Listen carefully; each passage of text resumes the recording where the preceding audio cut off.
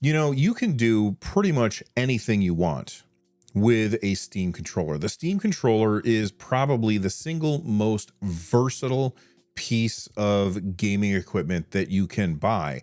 It can do a billion different things. I can't go through a billion different things in this video. So I decided to pick just a few, and I'm going to go step by step through a few of the things that people might not know that you can do with the Steam controller. By the way, I did receive this Steam controller as a review copy from Valve. And if you want to check out my first impressions of it, I will leave that linked down below that like button.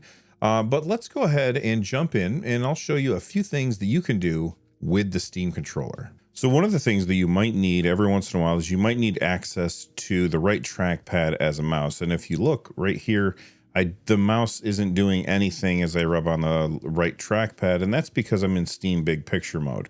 But let me go ahead and start up Torchlight 2 and show you why you might actually care about this. Because this is a game that has no mouse support at all, or no controller support at all.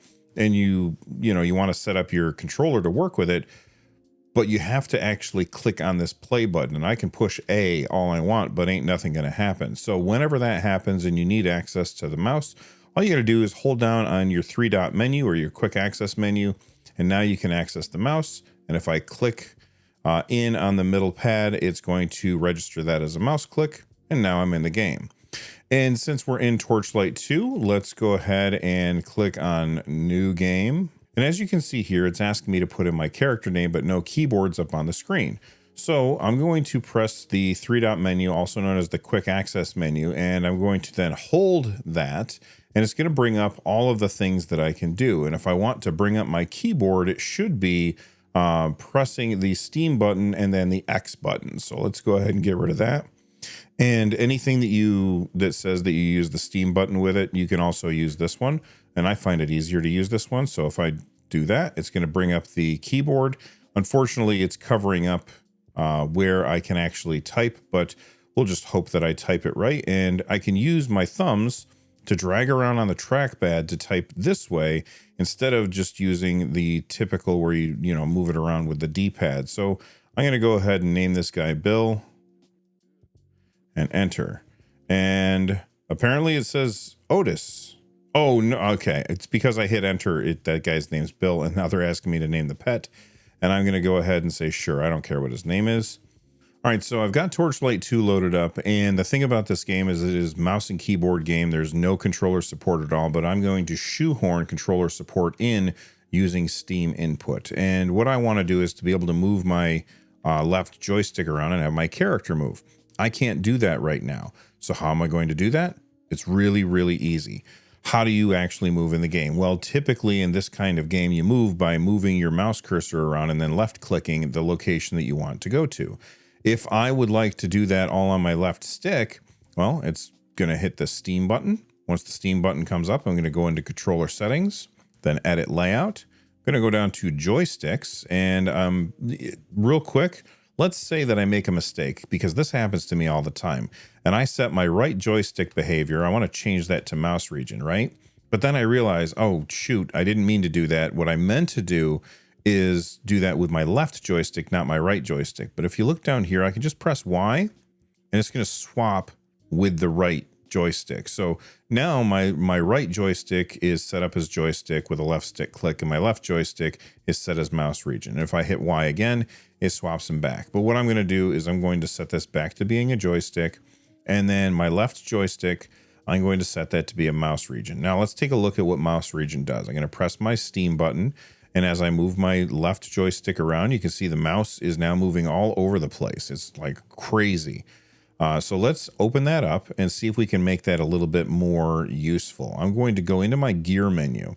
Under my gear menu, we have a whole bunch of options. Now, I'm not going to go through all of these options, just a few of them. First off, snap cursor on activation.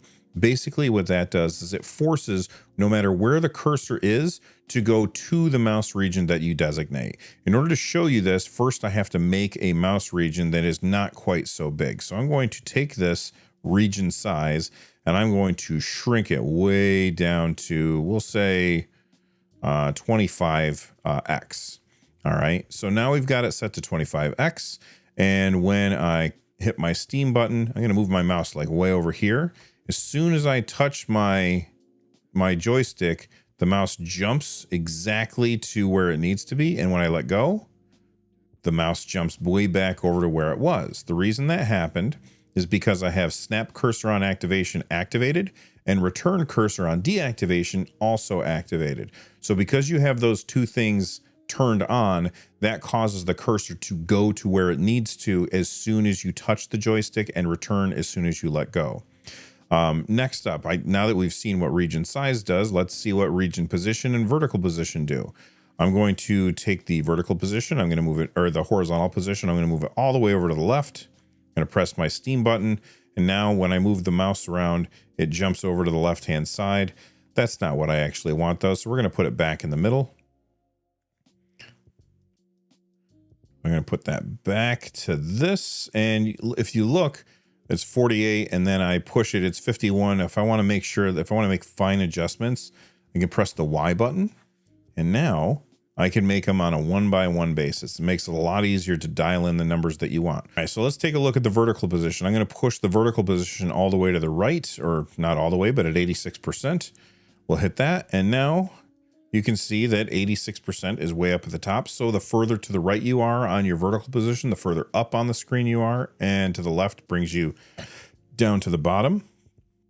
I'm going to reset that back to the way it was. And we're good with that. Okay, so we've got our region size. The next, we've got our horizontal scale and our vertical scale.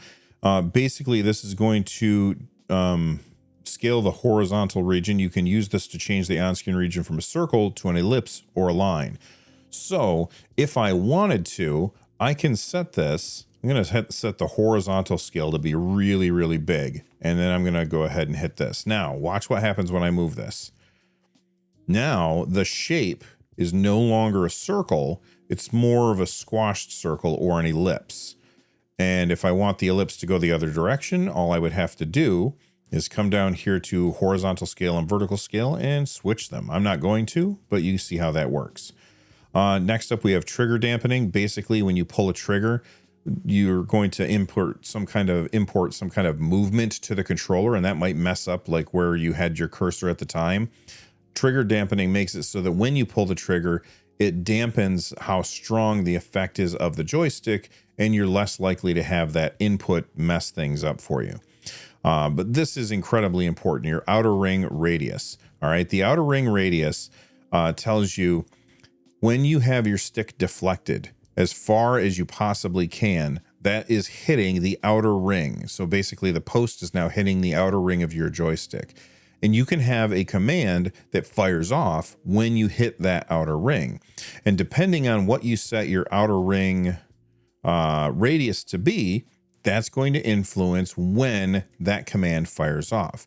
So how do we set a command? Well, I thought it would be in this menu, but it's actually not in this menu. It's in the previous menu. So I'm going to hit B to go back. I'm going to hit B to go back again. And go back down to joysticks. And if you look under left joystick behavior, we have outer ring command. I'm going to set this to a button, and it's going to be a mouse button. So up on the top, we can see gamepad, mouse, keyboard, numpad, action sets, system, and camera. We're going to set it to be a mouse input, and I want it to be a left mouse click. So I'll click on that. And now when I move my joystick around, now my character moves around. And if I want, I can shrink that.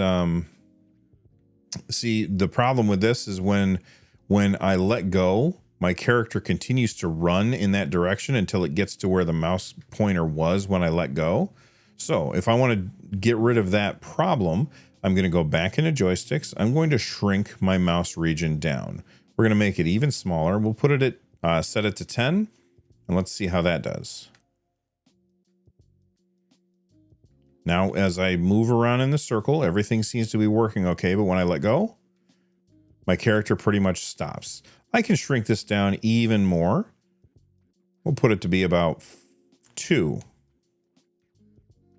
Okay, 2 is too small. My character is just staying in place and I can't actually move. So let's increase that size just a little bit. We'll go 6. All right, that feels really, really responsive. Now, some of you might be watching this video and wondering, Bill, Why does your Steam controller look like that? Is that a special edition Steam controller that Valve sent to super awesome people? No, my Steam controller is just like everybody else's, except this one has a Dbrand decal on it, and they are the sponsors of this video. Dbrand makes these stickers that go, or decals that go on pretty much any piece of tech that you can find. They make them for the Steam Deck, for the ROG Ally, for the Lenovo Legion Go X, or S, I mean. They make it for MacBooks and phones, and pretty much if there's a piece of technology, you can generally find a Dbrand skin for it. They sent me a bunch of them. This is the one that I used because I like the topographic map profile and I like the black color, but I could have also put on this like orangish red circuit board cover. And I just think that they all look awesome. These actually come in two different versions.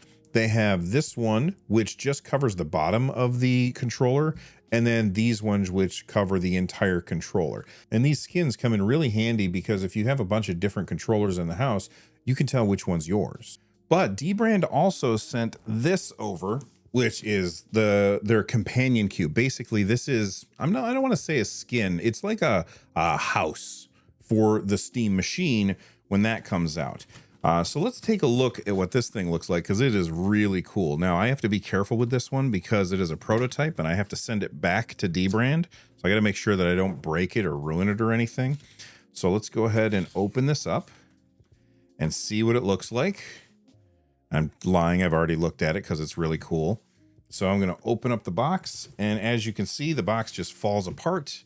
And inside, we have the companion cube. And you can see here's the front because there's the power button right here.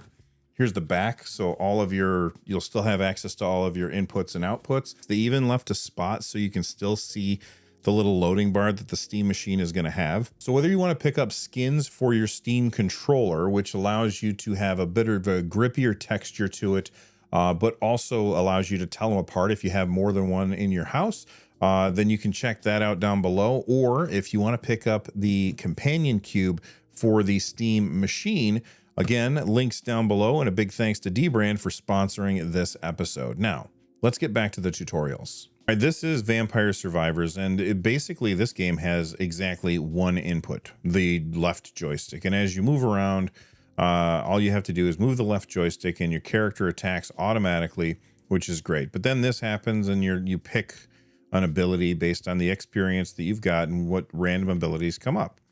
That's great, but sometimes what I want to do is I would prefer to, give my left hand a rest while I'm playing this game and maybe take over with my right thumb. So in order to do that, I'm going to go ahead and pause my game, open up Steam input, and I'm going to go into my controller settings and then controller settings again.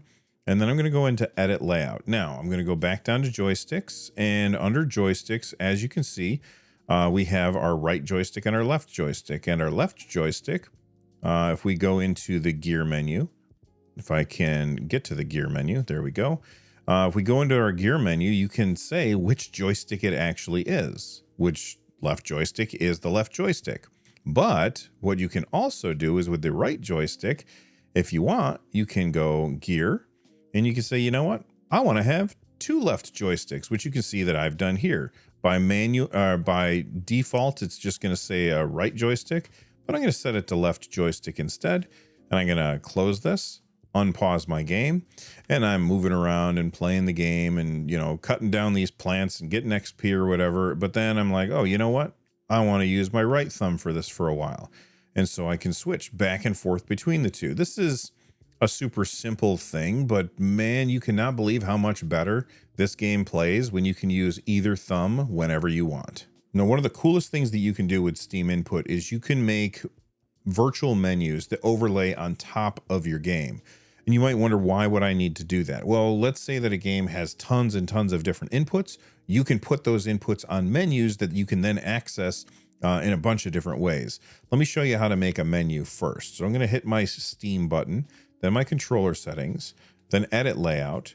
And down here on the bottom left, I have virtual menus. So I'm going to go add a virtual menu, and I'm just going to name this F. It doesn't matter what I call it. Now we have three different options here. First, I'm going to show you a touch menu. So I'm going to come down to touch menu. And now you can see that I have a virtual menu that is a touch menu labeled FFFFF. Okay. If I go up here to the pencil icon, I can then edit that menu and we can start adding things together. So if I go into commands, again, we can change what type it is, either radial menu or radial menu, touch menu, or hotbar menu. I'm going to stick with touch menu. And here I can start to add commands. And I'm just going to add a bunch of different commands that you might in a game.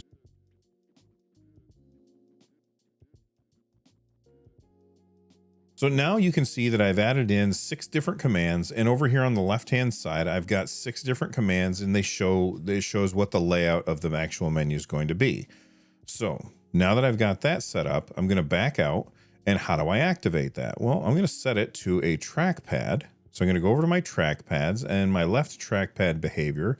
If I click on this, now you can see that I've got that menu there. So I'm going to press FFFF. And if I close this, when I put my thumb over here, you can see the menu pops up, and I just move my thumb around. You can see that, let's try that again.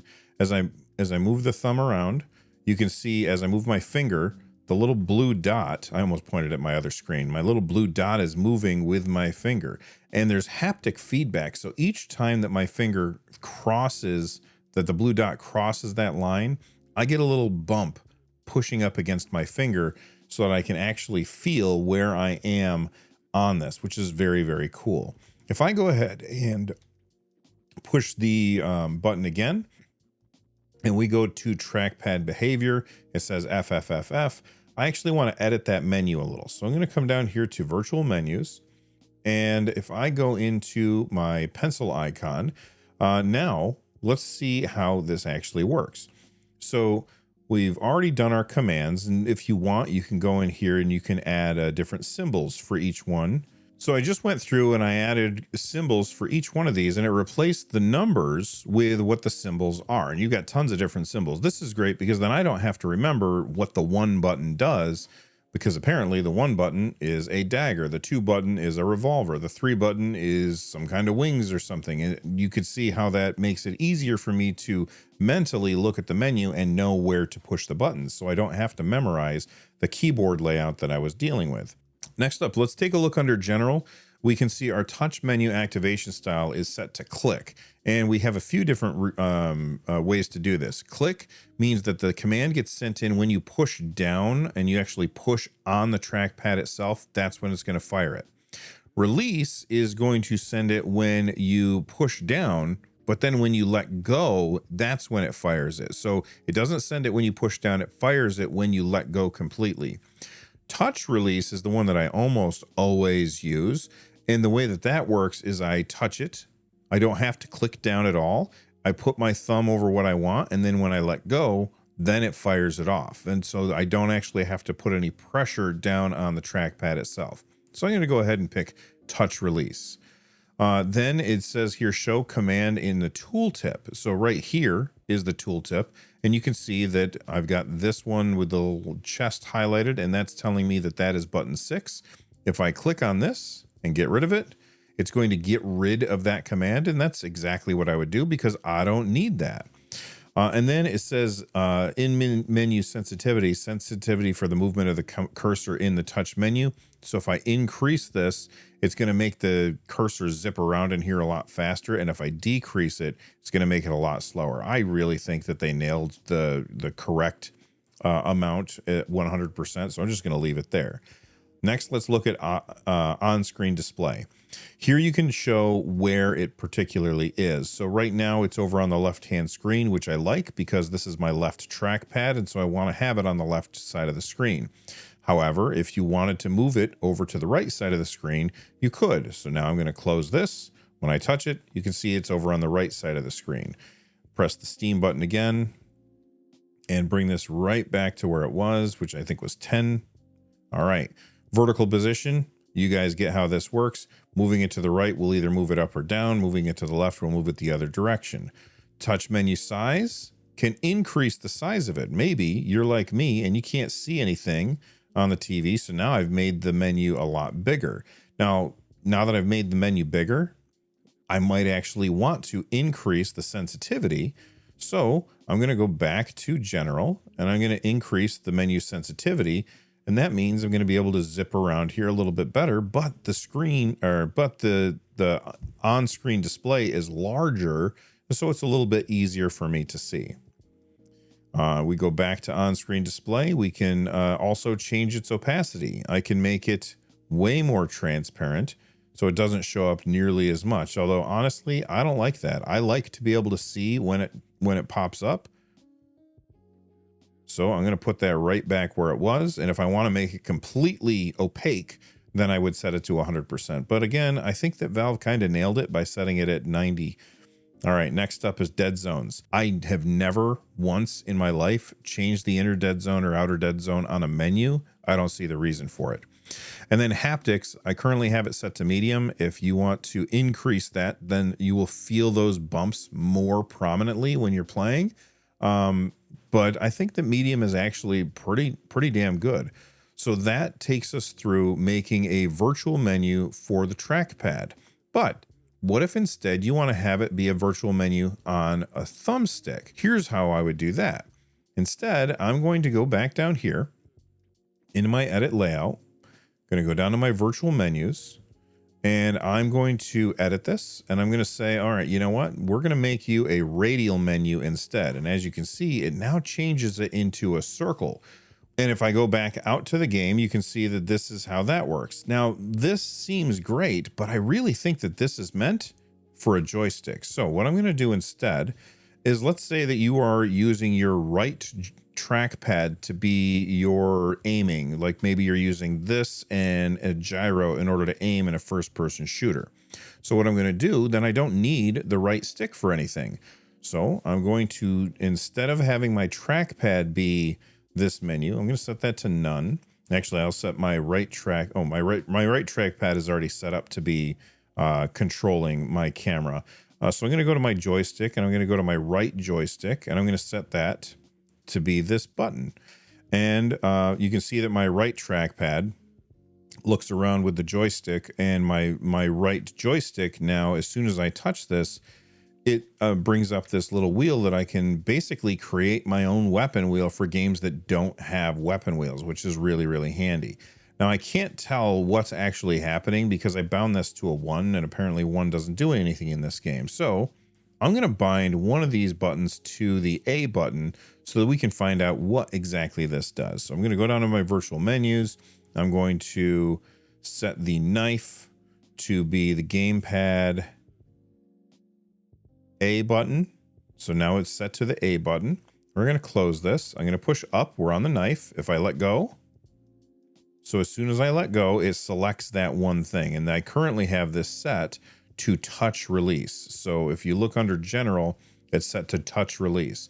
Now, if I change that to be just release, let's see what changes, if anything.